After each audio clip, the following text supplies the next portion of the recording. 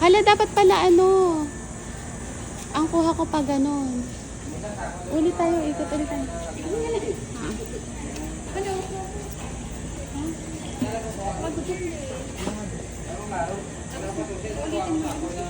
Oo, eto, dito po ako nag-aral. College of... Iikot ulit ako. Wag na lang.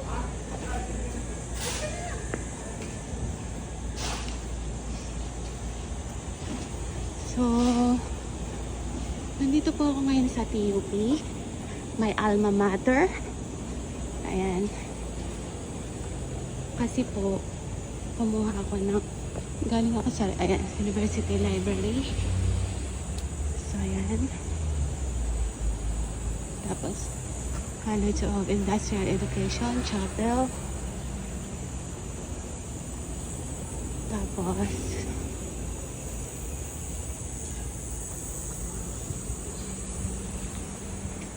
ayan.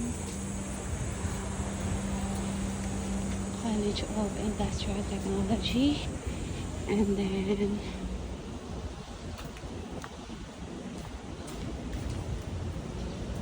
dito po yung ano, dito yung ano namin, dito ginaganap yung physical education. So, dyan kami nagkakaroon ng gymnastic. Tapos, ano, so,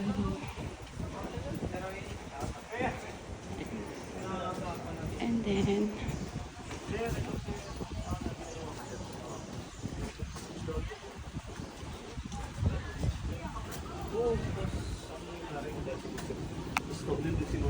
so,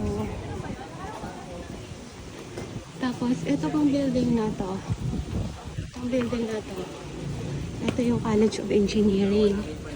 Tapos, dyan ako nagpapalit ng aking uniform kasi pag PE, kailangan ano,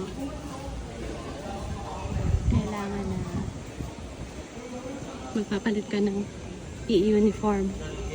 And then,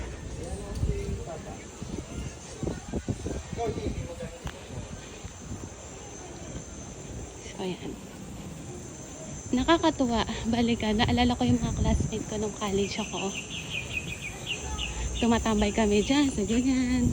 Kwentuhan kasi habang naghihintay ng ano, next na administration. Habang naghihintay ng ano, next na subject namin. So, kagaya po ng mga estudyante, dan ganon. Tambay-tambay lang. Tapos, ayan. And then, so yan. Sobrang nakakatuwa.